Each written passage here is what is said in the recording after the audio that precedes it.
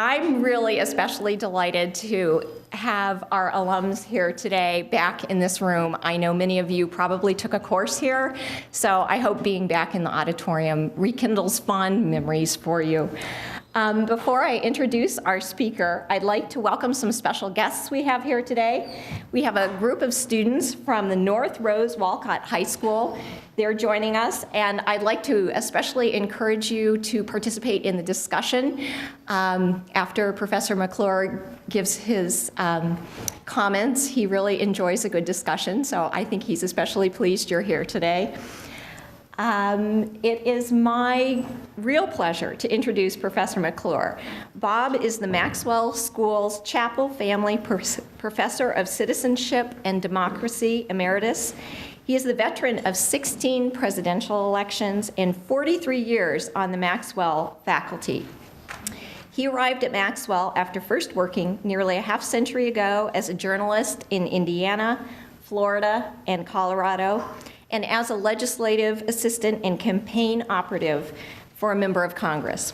He is now in phased retirement, teaching only in the fall, and he wanted me to tell you that he now collects Social Security year-round. Please join me in a warm welcome for Professor McClure.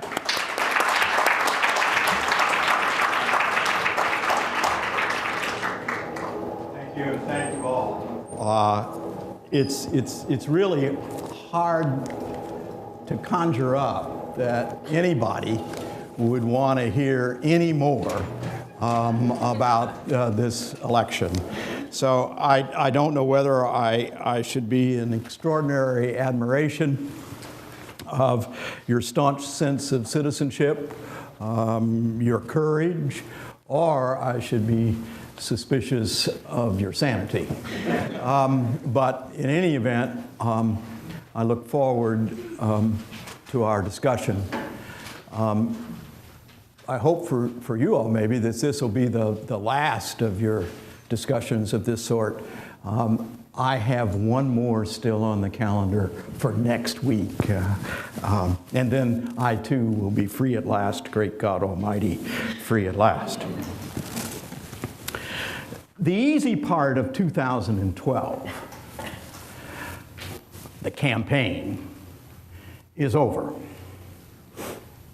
The hard part of 2012 remains, and it's in front of us: how to govern ourselves as a free people. As you heard, we have just completed successfully the 57th presidential election and the associated elections of members of Congress in our nation's history. This is no small achievement, and we ought to take extraordinary pride in it. Keep in mind, we maintained this string in 1864 in the middle of a horrendous war.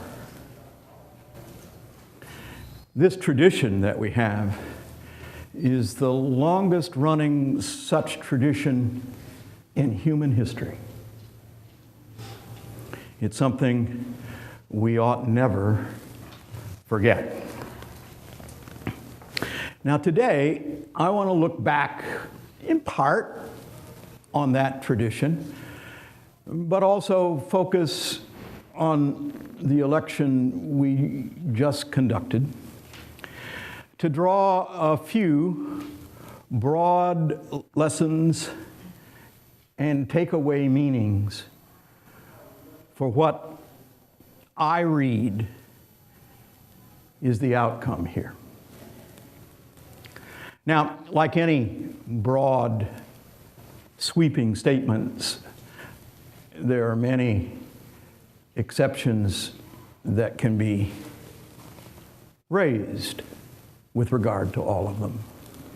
But it's also true, I think, that oftentimes we focus too much on the exceptions and fail to see the power of the simple enduring generalizations. We live, or should live in my view, more by the generalizations than by the exceptions, because the generalizations are likely to have more enduring meaning. So what are these lessons and meanings that I draw from this long, agonizing, aggravating experience we all have just endured? First, and the most important one in my view, is that we are a moderate people. We tend to resist extremism and intolerance. Not always, not totally, but over the long run, we tend toward moderation, and we tend to be moderate in how we think about things. You can see it in this election in all sorts of ways. From the popular referenda on gay marriage, that wins the support of both voters in a northern state and in a southern state. You can see it in the candidates that were rejected roundly, who spoke language that was cavalier and wounded others, that was divisive and not inclusive. The American people rejected all of that, clearly, unequivocally. The important thing to see is that, Romney carried 90% or more of all his partisan faithful. Obama carried 90% or more of all of his partisan faithful. They both carried overwhelmingly their respective ideological extremes, liberals and conservatives. Where did Obama win this election? In the middle, where you always win elections in America. He beat Romney decisively among moderates. That's where you win elections in America. In 2012, and in every year before. Moderation wins the American mind over the long run. Activists in both parties, activists in both campaigns, they tend toward the extremes. They think the extremes should win. But this election tells us once again, and we all should remember, that the American people are a moderate people. You need them to win. Now, the second of the lessons that I draw from all of this is to govern America, you must look like America and act like America. The Republicans and the Republican Party lost this election for many, many reasons. But I think the one they should keep in mind, and all of us should keep in mind, is that as a national party, they don't look like America. And if you don't look like America in a free society, you can't govern America. It's a simple principle, but it's one that really matters. We've heard much talk about all of this in the postmortem of this election, and I don't want to beat a dead horse, as it were. But I do want to make clear that I think the Republican Party is damaged goods, and they need to reconstruct themselves, as American parties have constantly over time. After every defeat, nearly every party is given up for dead. But the remarkable thing about American parties is that they find a way to evolve and survive. But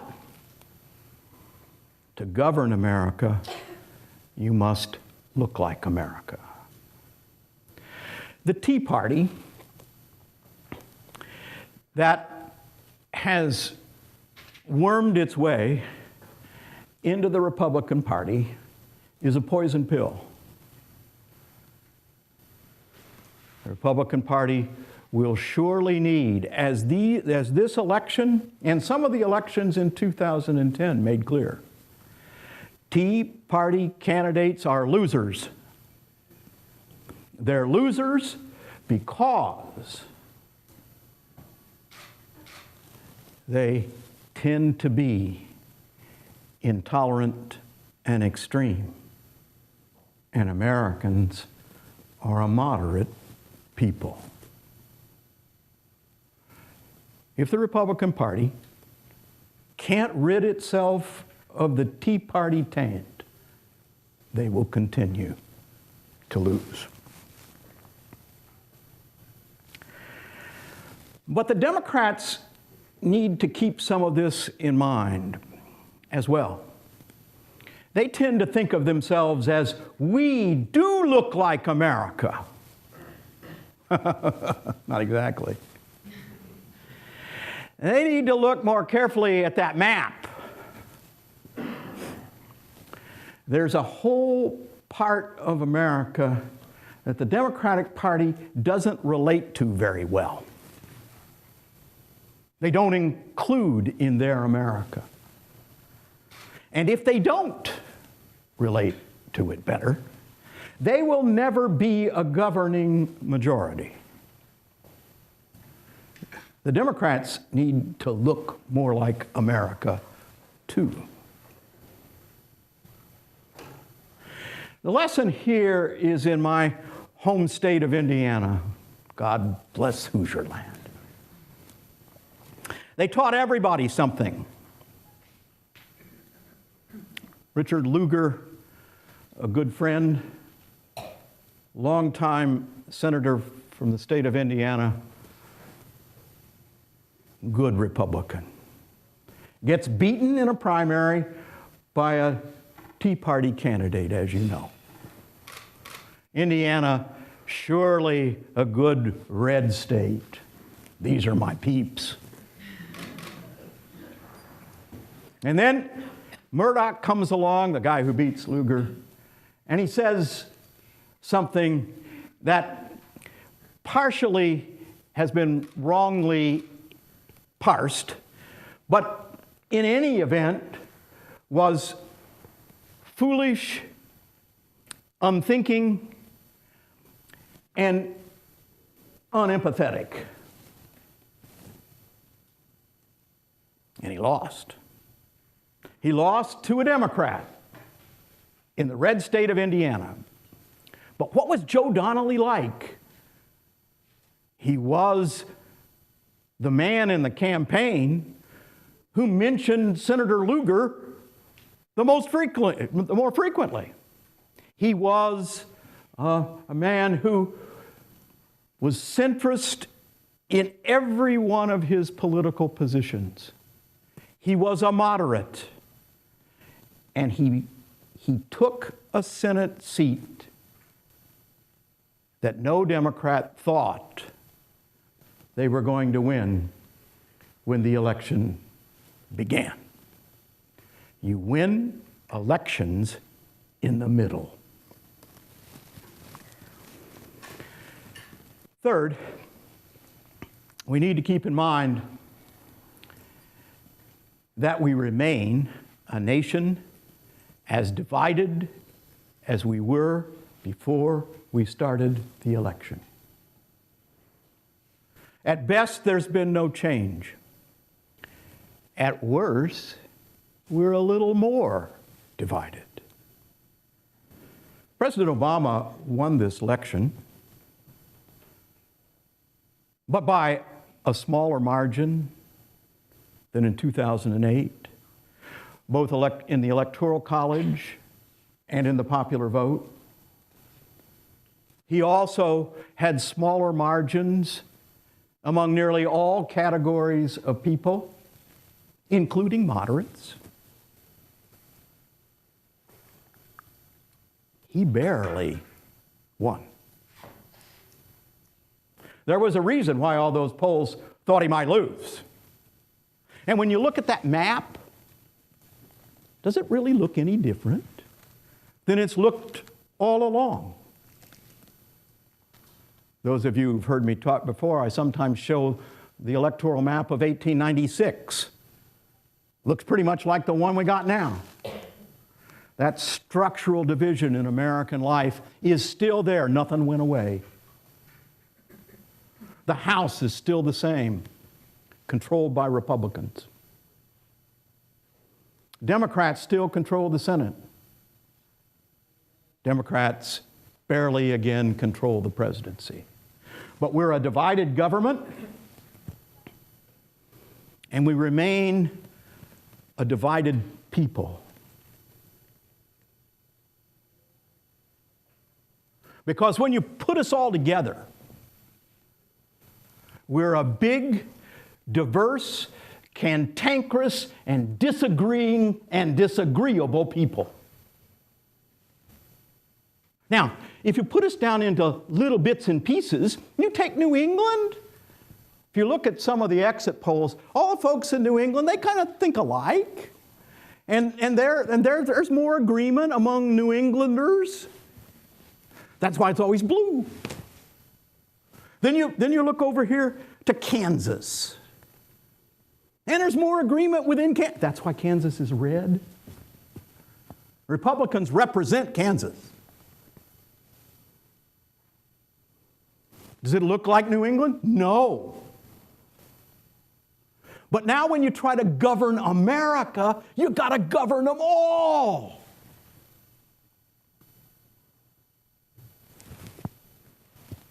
That gets hard, and nothing has changed. Indeed, one could make the argument, I'll try to avoid it, that it's worse now. Now, one brief final observation on just the election and campaign mechanics. I've tried to avoid that. We hear so much of it. But the lesson I draw from this election with respect to campaign mechanics and techniques is that we once again learned good old-fashioned election rules. Those of you who over here want to be campaign operatives, listen up. First of all, people vote for people they like. Don't get wrapped up in all these issues. Elections are not referenda on issues. They're in there. And this election did offer a referendum on the Affordable Health Care Act. As rightly it should be, this issue was left to the American people and they narrowly decided it. Now we're going to try to limp along and see if we can make this thing work. That's going to take a lot of time. But the American people spoke, and John Boehner this morning acknowledged that health care is now in place from the Speaker of the House. But voters go to the polls and we pull levers or punch out whatever we do now for people. And the person's got to be likable. It's got to be able, on that mass level, to connect with other people. Romney never could do that. Obama does it much more easily. It was a long climb for Romney.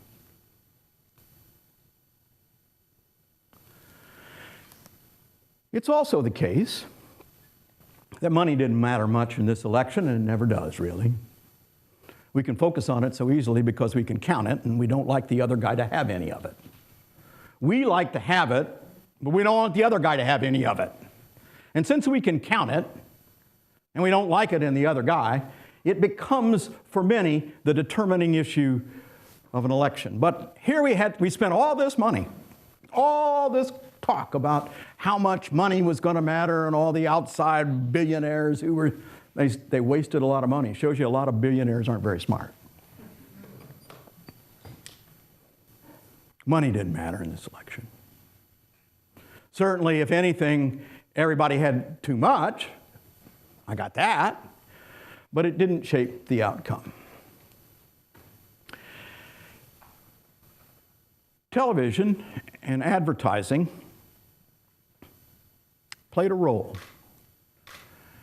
Tom Patterson and I wrote a book a long time ago, and we said a lot of things in the book that are wrong. I tend not to emphasize those. But we did say some things that are worth remembering. Ads are very effective. We may not like them. They may irritate us. But I'm here to tell you, folks, they work. And they worked on Romney. And they worked because the Obama folks were smarter with their money. Ads work better early. You can shape a campaign early. You have very difficult time shaping it late. They built a picture of Romney. We can argue about whether or not it was true or not. But it made him unlikable for the rest of the campaign. Not just because of the ads themselves in Ohio, but because the evidence that we have is that these things like ads and debates are not so much shaped in our minds by what we actually see and hear or don't see and hear, but by how they're characterized over and over again by the press after they're all over. The press narrative after the ads in Ohio was all based on the ads. And Romney was cooked. Now, the last and most important of all the final mechanical reasons here is that Obama won Ohio and probably other places the old-fashioned way, door to door to door to door. Not by twits and tweets,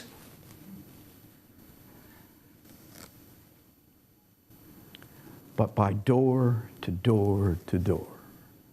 From the time I first started in politics 55 years ago, throughout all of the study I've made of politics, if you ask me what campaign technique works, I tell you I only know one: door to door to door. And the Obama folks have put together the best by far, as they say in the trade now, ground game. And they beat Romney in Ohio with a ground game. Don't forget the fundamentals. Now finally, where does this leave us all? Here we are. in this condition, how are we to govern ourselves? Campaign's the easy part.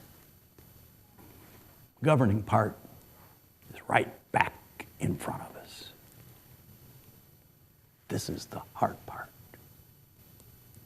Now, you've all heard about fiscal cliff. It's real. It's a long drop. We got less than 60 days to keep from falling off. We got the same characters in place that we had before. Not a single one of them changes. We've got the same constitutional structure, which divides power. Presidents don't run the country. If anybody does, Congress does. Congress is divided.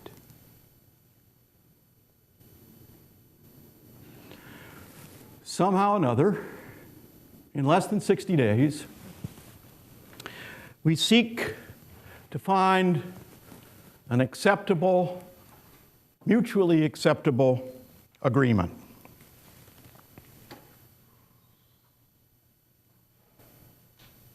Can we do it? Well, the agreement is going to have to come first and foremost from an agreement worked out by about 7 or 8 people. This is going to come from the top down. It ain't going to bubble up from the bottom. Boehner and McConnell and Pelosi and Cantor and Steny Hoyer and the president are gonna have to do a deal. And here, the election doesn't perhaps serve us very well. Obama is a man who has great likability, and he does have the ability to connect with the masses. But a president has to be both a mass leader, he's got to make us enthused and get on board. But a president of the United States also must be an elite leader. He must be able to work with his peers in Congress, in politics. That doesn't take likability, that takes charm. Personal charm. He's got to be able to schmooze. He's got to be able to twist an arm and you like it. Now, everything we know about Obama is he's no good at that. He's likable, but he's an arrogant loner. Members of his own party in Congress don't like him because he's an isolate.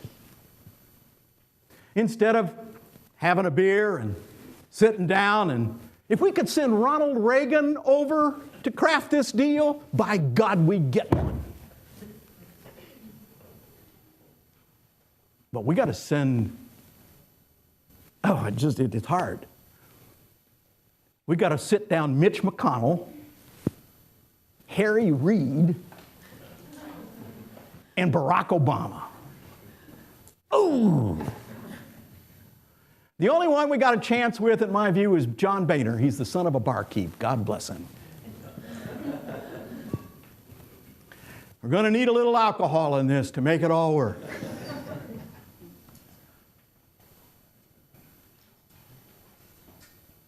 Now, the reality is here, if we're unable to craft such an agreement,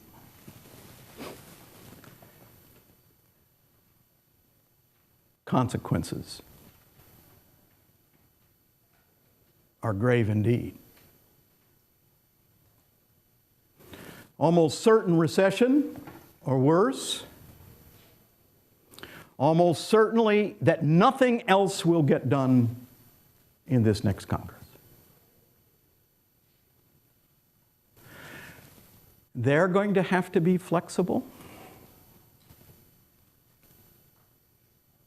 Doesn't mean you have to be unprincipled. And we're going to have to be flexible and understanding. Because there's no way to this mutually acceptable agreement that won't cause members of Congress and many in the public to have to hold their nose. It's going to hurt. And we come to our last big problem.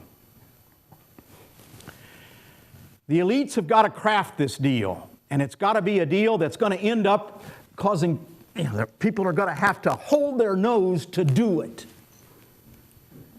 And then they've got to sell it to members of Congress and to the American people. And the hierarchical structure that we once had in Congress of seniority and real party organizational control, and the same kind of party organizational control out in the electorate, that's all been stripped away, weakened, caved in, carved out by all the reforms to get rid of party control and party hierarchy. Now, everybody's free to do their own damn thing. And when things start to smell,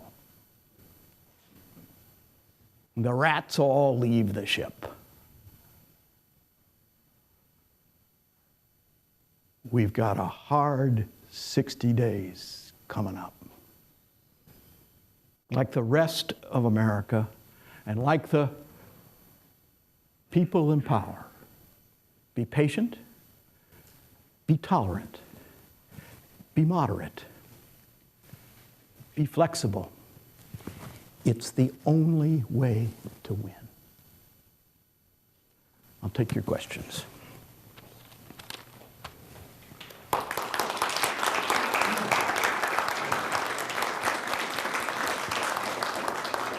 Yes, sir. One person you didn't mention and is part of the new elite, or the old elite, to get this thing done, the grand bargain, is Paul Ryan. Does Paul Ryan, the vice presidential Republican nominee, have any role to play now? Has his stature been increased or decreased? That's an interesting question. I actually hadn't thought much about it. My guess is that this is going to be done by the people that I talked about. Although you can't dismiss Ryan in this calculation inside the House, he certainly would be the next person in the House hierarchy who would likely to be in the room. He's going to be crucial to whether or not Boehner and Cantor can sell it. I mean, Boehner's big problem, can he sell it to Cantor? Yeah. Yeah, but I don't think he'll be in the room when the agreement is finally reached. But you may be right. You may well be right. Yes, I want to take some of my young friends over here. Hi, thank you for speaking to us today. I have a question similar to that. When I'm thinking about this deal getting made, and I'm thinking about how more or less, and you mentioned Speaker Boehner today mentioning that healthcare is a done deal. Well, he said it's... Or not. Yeah. That is don't get carried away. I don't mean to get carried away. Correct. But actually, that's my point. Is that the 2010 election brought in a huge wave, changed the makeup of the House in that there's a very large and very conservative group that he now needs to still manage and still sell things on, but this election could be considered a bit of a mandate for a policy to get done that it may not be palatable to them. So how does he take it back to his caucus? Anything that is viewed as a compromise with a Democratic Senate and a Democratic president and get it passed by his own party in the House? Well, I think Boehner's telling you, and this is where Democrats need to listen carefully. they're going to have to give. Mr. President, lead. I'm prepared to follow.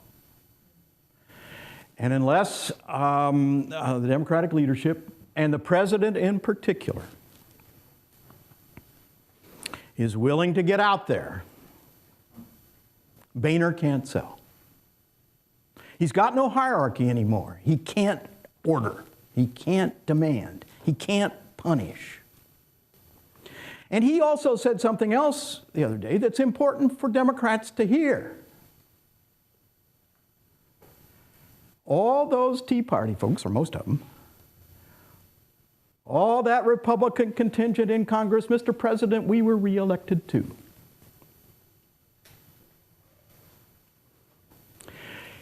Everybody won re-election.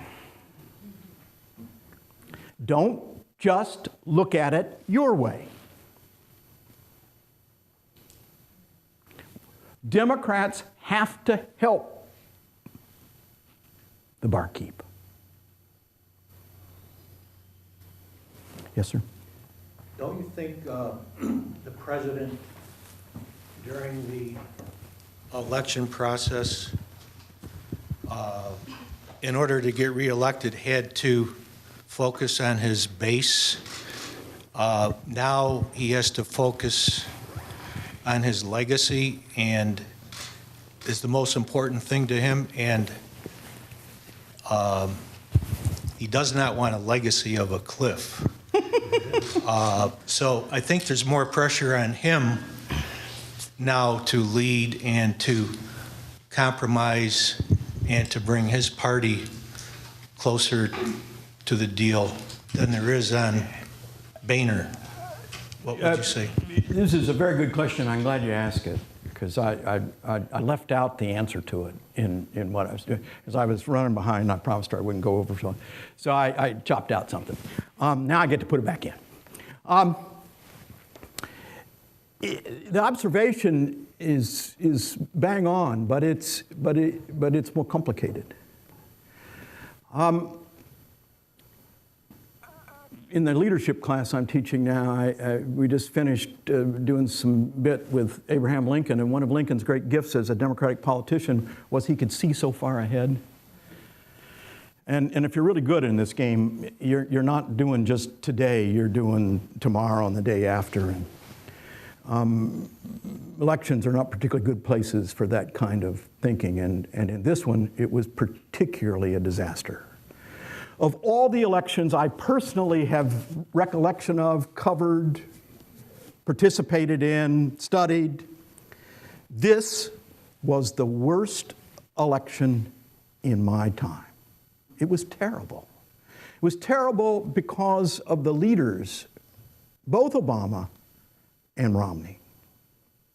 They did not use this election to prepare the American people for them to govern. Rather, they just played to everybody's prejudices, factual partiality and ignorance, and left the American people right back where they were. There's no mandate in this election. It's divided. And there's no factual basis on which to try to craft this agreement.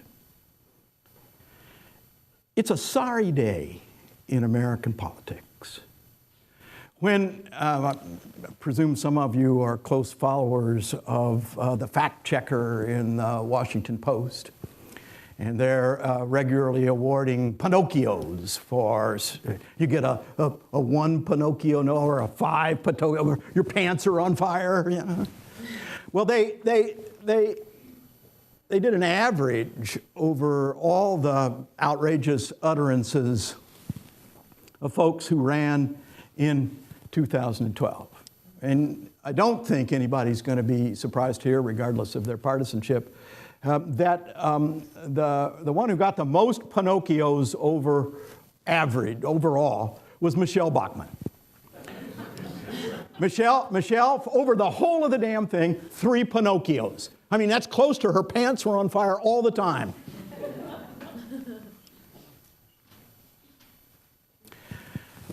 Mitt Romney was a little bit better. He was 2.4 Pinocchios. But Obama, he was a little better, but 2.11 Pinocchios. This campaign was a disaster. Nobody learned nothing. And now we got 60 days for everybody to learn a lot. Neither one of these guys on that dimension, that leaders are supposed to tell the truth, damn it, and are supposed to lead by educating and enlarging people's visions. Both of them, neither one of them, deserve to be President of the United States. Never have I seen people willing, both of them, when things were pointed out, this is just not true.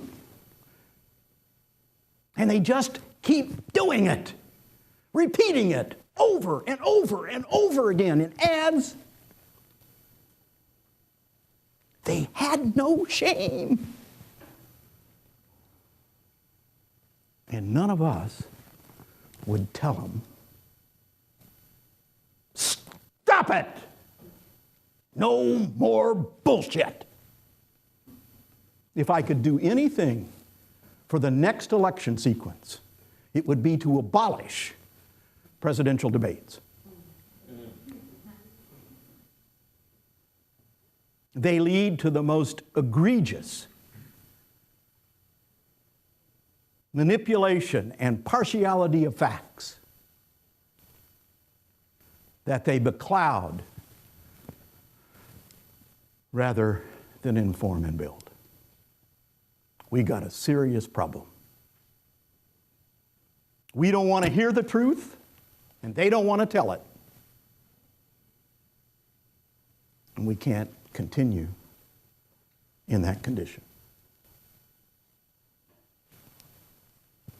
Mary Jane, then back here. You keep mentioning 60 days to get this cliff thing done.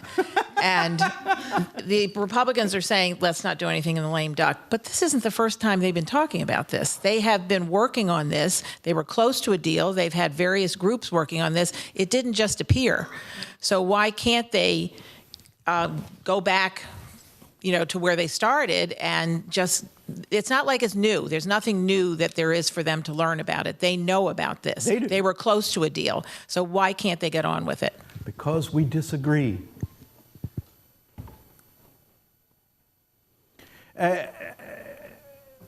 We don't get this.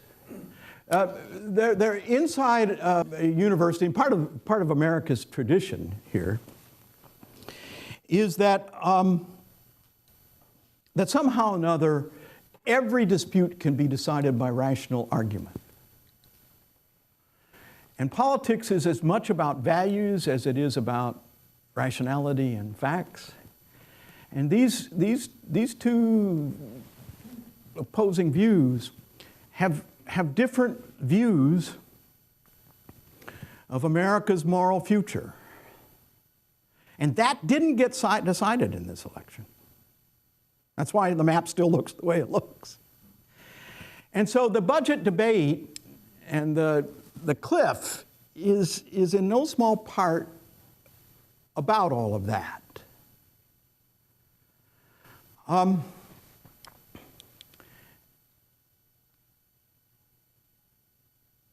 And somehow or another, we've got to, it's a very complicated debate. It's not something that you can just sit down and say, okay, let's split the middle. I'm not sure that's possible in this context. So, neither side has difficulty, has grave difficulty in trying to entertain that the other person may be right. When people come through from the outside, international students, and they come here, they want to learn how to be democratic. They look at that 225-year tradition and say, boy, we really know a lot. And I say, well, maybe. But there are two things I try to teach them.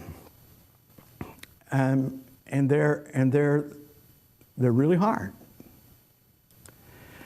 The hardest thing to do in a democracy is to lose. You gotta learn to lose. Everybody knows how to win. They come thinking if they can just make their country democratic, they're going to win. No, you may lose. And that's the hard part, learning how to lose. And part of learning how to lose is to give the other fellow his due. Think constantly, the other fellow may be right. The other fellow may have a point. I've got to give him his due. And I think in all sorts of ways in American society, not just among the leaders who have to grasp this deal, we have lost, we are gradually letting drain away our goodwill and our feeling that the other fellow has got a point. And until the political leaders in Washington have some sense that the American people will tolerate that, they're good electoral politicians. They're connected. They know what their constituency thinks. They're not going to be able to do it. So it's very complicated and tough. And see, this is why you need friendship and charm. These 7 guys have got to do something that they're all going to not want to do.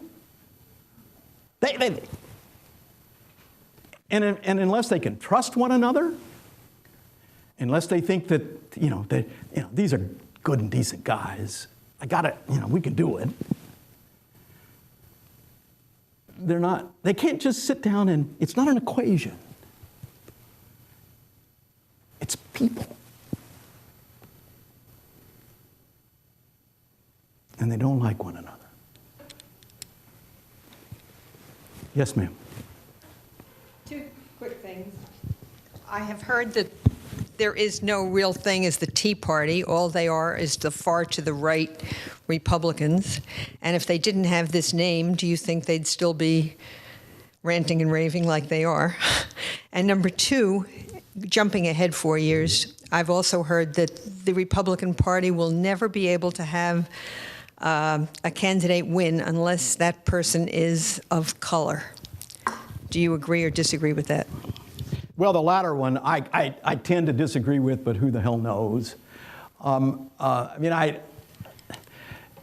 I heard somebody yesterday on NPR, I can't remember who it was, saying that it was Richard Viguerie this morning, actually.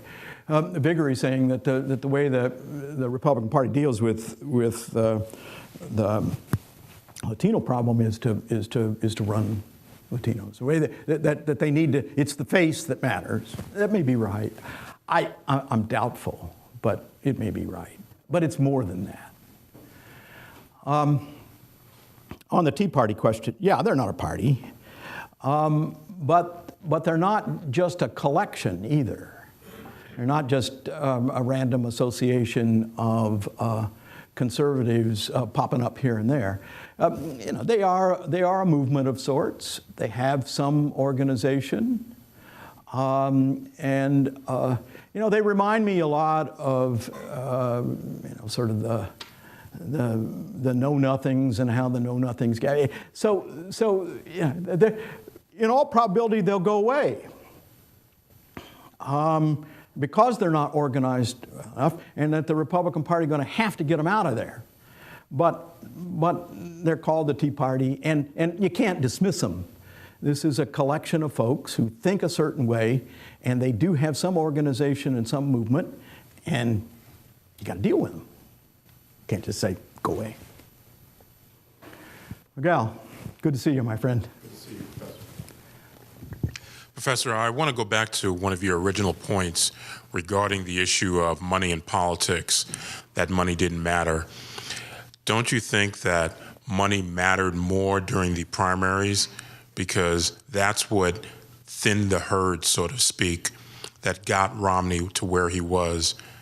Because it was money that had ads that painted Gingrich, that got out Perry, and the same thing that you brought out during your lecture, that the Democrats painted Romney as a vulture capital, and that was, and if anything, that was a carryover from Perry during the primaries of being a vulture capitalist. Well, Miguel was a former student right here in this room. He was always smarter than I was.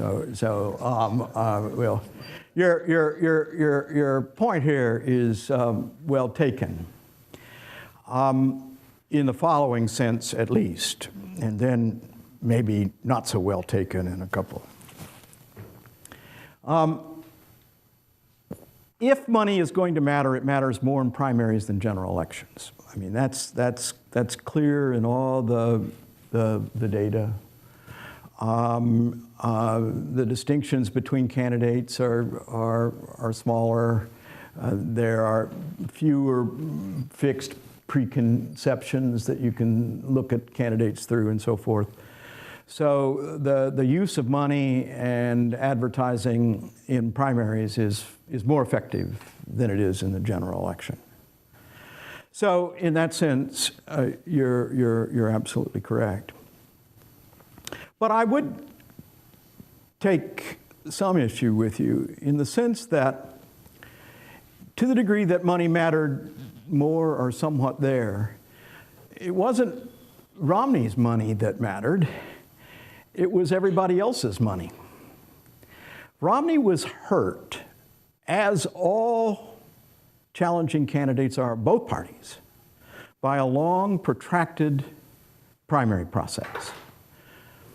Mitt Romney was going to be the Republican nominee no matter what. Now, if we hadn't had any primary process, Mitt Romney was going to be the nominee. You go through the process, and he still comes to be the last guy standing. But the reason he had to go through all of that was all the money poured into the primary process from other folks, not from him. And did that other money that was being poured at him there damage him? Yes. Yes. But it's less, it seems to me, that it was the money itself that damaged him, but rather the primary process, which does so much damage to American politics in general. It does so much damage because it causes us all to fix on the sideshow of democratic governance, the easy part, the campaign, just lengthens it, makes it go on forever, and it drives up the cost. The biggest single reason American elections cost so damn much money is that we do two of them, primary and a general election. It's why the elections are longer. It's why our elections cost more. Now, the disintegration of the party again, so that all the work that parties used to do for free, candidates now have to pay to get it done through advertising and other means. That drives up costs. So the cost of American elections are a function of the destructive changes we've made institutionally to the way we go about our business, all to the detriment of governance, I would want to argue. Yes, sir. It appears to me that Simpson Bowles was a tremendous opportunity for Obama. It provided him a lot of cover. It wasn't his idea. It was a bipartisan of distinguished distinguished members, particularly the leadership, Simpson and Bowles. Well known, well thought of. They came out with a plan that basically gored everybody's oxen. And that, to me, is a good plan. Yeah, everybody's going to have to hold their nose. And he just completely ignored it. And then later on, he came out with these 6 politicians that are all sitting members of Congress, and that was a disaster. Why did he allow that to lapse? Why didn't he just jump all over that and say, now we got a solution, we got the framework for a solution? Well, obviously I don't know, but I share your deep disappointment. That was his moment to lead. That was his moment to try to set the foundation for a re-election victory on a principled basis that would produce a mutually accepted agreement. He chose not to do it. Obama, I think, like most politicians, is risk averse. He may be particularly risk averse. But he disappointed me because he said something earlier that I thought was the right way to think about it. I'm not sure I would have wanted to say it. Where he said he would rather be a good one-term president than a mediocre two-term president. Simpson Bowles was the time to prove that. He didn't. Now, he's like presidents are politicians. Man, you gotta be. And so, did he think that he could retain his political standing if he embraces Simpson Bowles? Yeah. And I presume he thought no. Too bad. Yes, sir. You mentioned that there will have to be compromise in order for the fiscal cliff to be averted. With almost every Republican in Congress having signed this no tax pledge that they will not raise taxes on anyone at any time, is the compromise, will it be a certain income level that they'll compromise on, a certain spending cuts? What would a compromise look like if one is achieved? Well, I'll tell you what I think is a way here. It was offered by Mitt Romney. Romney offered the best way to deal with the tax side of this. Boehner also, in his comments right after the election, opened the door a crack in this direction. Boehner says rates are off. The way you're thinking about this ain't going to get you there, okay? Now, that may have been a bluff, I don't know, but he says no. But he does say he's open to increased revenue streams. And there are lots of ways to get there. And one of them is the way that Romney suggested late in the campaign. And I think it is the most promising. Certainly, if I were in the room, it's the one I'm going to try to achieve. And that is that we can't reform the tax code. That's going to be, Jesus, that's going to take forever. All these little petty interests in there scrapping around take forever in a free society. But I might be able to get through this that says, all right, we're going to cap deductions at some level. Now, the level could be negotiable. Rates are going to stay the same, but we're going to cap deductions. Now, you can cap them at $25,000, $35,000. Yeah, I mean, it can be graduated in all sorts of ways, but you're not changing the rates.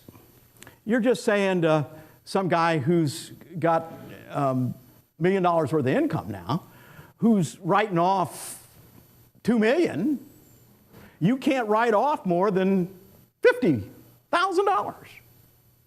You see, now that's an effective tax increase for him.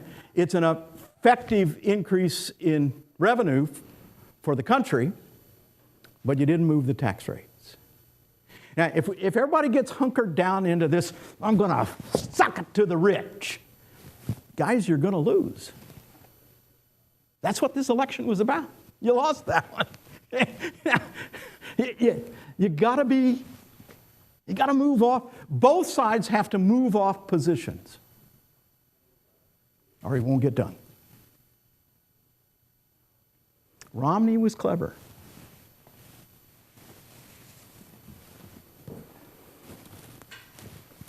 Yes, sir. At about 5 after 1, the president's going to offer first public response to Speaker Boehner. Do you think that he has the leadership to go for the big solution? What do you mean by that? Does he have the leadership? Does he have the skill and the vision to do this? Desire. The what? Desire. Oh, all of these people are, I tend to take my politicians and give them good motives. I don't like to, particularly, this is very serious business. Everybody knows that. Even Mitch McConnell knows it, who I don't particularly like. So this is, they have a heavy burden, they know the burden, and they want to do right by the country. All of them, every last one of them.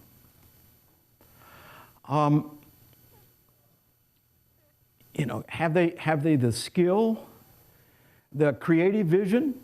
Romney's solution here, Romney's little step here, that's creative. That was a new one. It was outside the box. And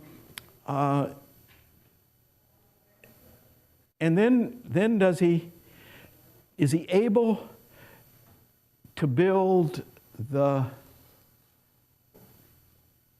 support for it? The problem with the American presidency, one of them, is that it requires two sets of skills simultaneously in the same person. And the skills are almost never simultaneously present.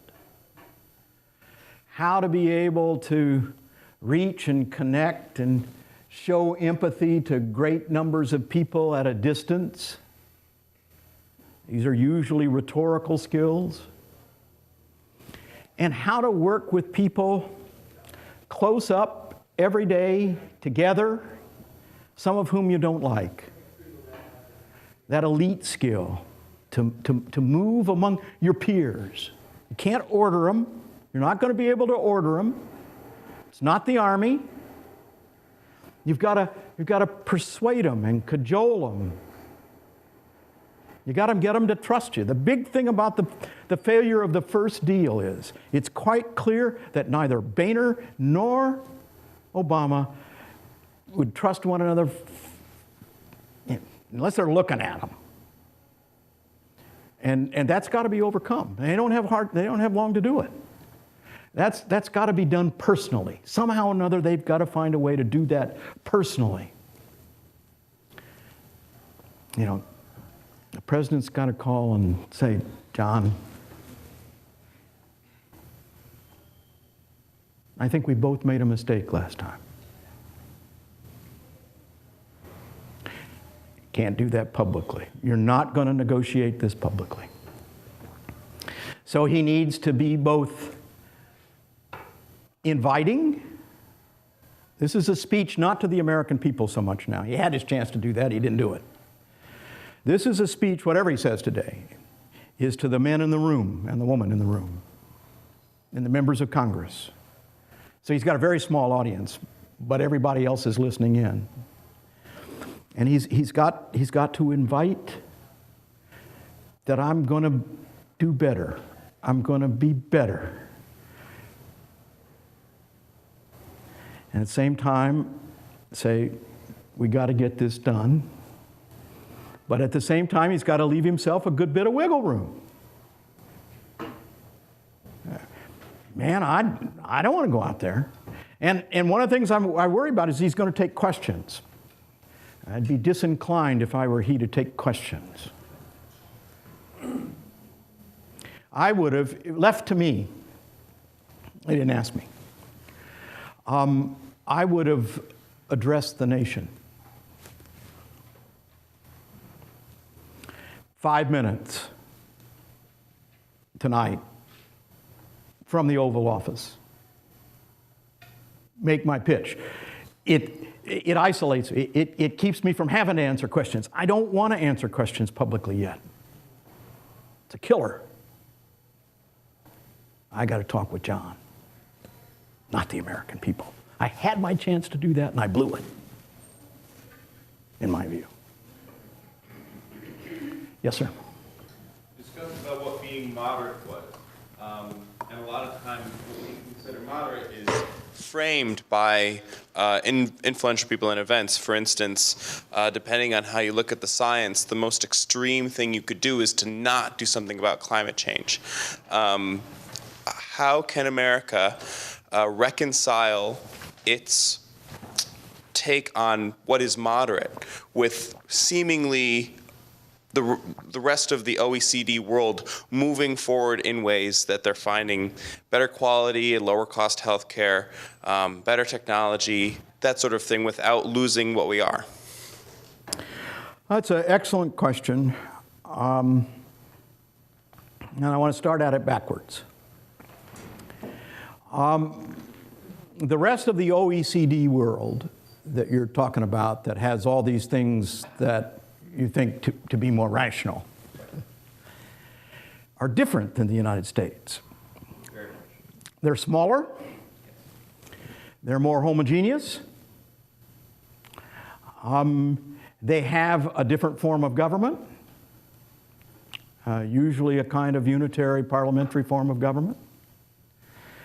And so it's easier for them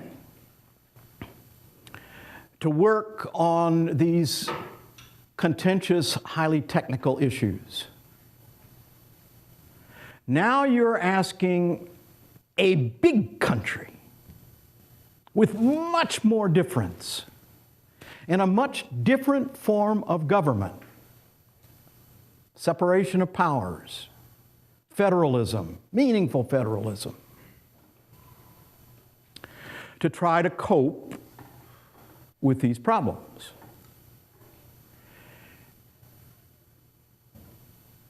And the hard truth of the matter may be we can't. So you're going to have to move along these separate parts slowly if you're going to move them along at all. But this notion, I mean, there is this sense that people have on the one hand that they want to talk all the time about American exceptionalism. They mean American exceptionalism in a kind of moral sense. And then there's the other side sort of say, well, we're just like you. Why can't we be just like Europe? Well, we're not. That's the truth. So we got to figure out how to do these things inside the culture and system that we have. And I say this with no particular relish, but I think it's something that we have to thoroughly understand. When I say that countries abroad are somewhat more homogeneous and they all have a sense of themselves that's more identical,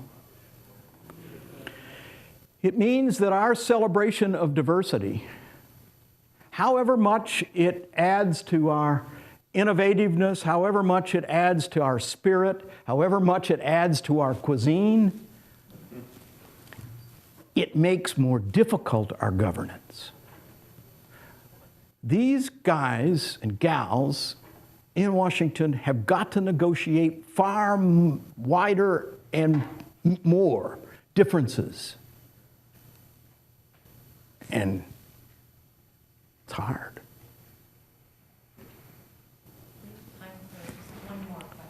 In the back there. I'm kind of embarrassed to be American when I see these long lines at the polls, Miami-Dade, all over the country, people waiting all day long to vote. I mean, it looks like we're a third world country. It looks like we need to enlist President Carter to head a commission to supervise our elections. And I don't understand. I guess elections are controlled at the state and the county level, but can't we pass a federal law that governs or controls it in some way so we don't look like a third world country and every person in every state has the same right to vote and the same access to voting? It seems so basic. I think we all share your concern and embarrassment when we see these pictures and hear these stories.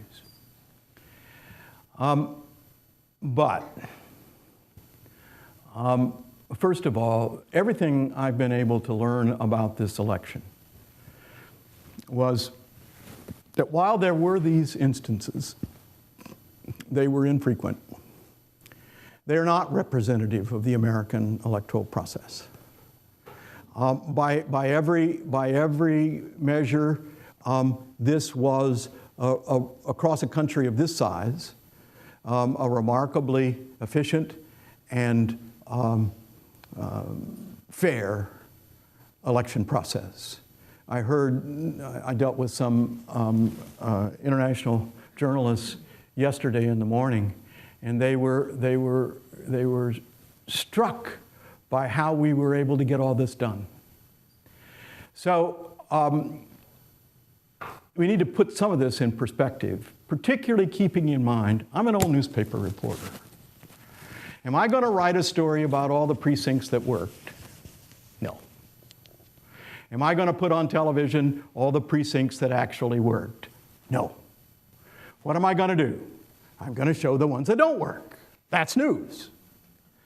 And so there is an effect here that in the moment and in the short term, I think distorts the reality. Finally, I think there's some evidence here that what we're doing in elections makes it harder and harder to vote more efficiently. If I understood correctly some of what was going on in Florida, and I find it here in Syracuse, we had a relatively short ballot. The old-fashioned machines were far more efficient and faster. Now they were costly, we're running out of spare parts and all that. But here's one of these places where I think computers have actually slowed the process down. And having to things and then stick them somewhere else. And in Florida, and I think in some places in California, the ballot, those things were 11 pages long because of all the amendments and propositions and things that people have got, and they're all on there. You got to read them and all of that. This is to the degree that the public wishes to have more of a input into all of this, it takes longer and longer. Now, in Florida, I think there was an attempt by the state legislature to put some of these things on the ballot so to, slow down the vote. Don't get me wrong. I've been around the barn a time or two, and I know how elections are conducted. But I think this one will go down as one that was, by and large, remarkably free of distortion and fraud. And finally, I worked in a lot of elections as an operative, as a poll watcher. There is no such thing anywhere as a completely fraud-free election. It's built into the human cake. We can't do these things right. We can't count all these things right. We can't get all the machines to work right. This is a monumental task. I once was involved in an election where 2 weeks later, a nice woman in the district came in sheepishly with a bag of ballots, and they had been in her trunk. And she was really embarrassed. She'd forgotten them. And they got put in there, and she's supposed to take them to the, and she took some, must have been in the back seat, but the ones in the trunk she forgot. And now it didn't matter in this particular election, but you see, this human error built into trying to count 130 million somethings, really hard. There's error, got to tolerate it. Thank you, Professor. Oh. I'll take one more if they want to sit around. I don't know why they want to do it, but yeah. I'm going to take a quick shot looking over the many years that you've observed elections. You've heard a lot of economic theories. Right now, we have a kind of what I call sort of a blackmail thing. I won't release my tax returns. I will pay less taxes than you do. And unless we keep it that way, we will not grow the economy. There will be no job creation. It's sort of like, do what I say or we'll shoot this dog. Now, Clinton had a view and Reagan had a view. There's supply side. There's the whole talk about job creation. I don't think there are any courses in the Whitman School in job creation. But what, of all the theories, is there one that strikes you in your studies and analysis that actually works best for the United States? Well, there's 2-3 questions embedded in there, and my colleagues in the economics department would be horrified that I was asked this question, and even more horrified that I might answer it.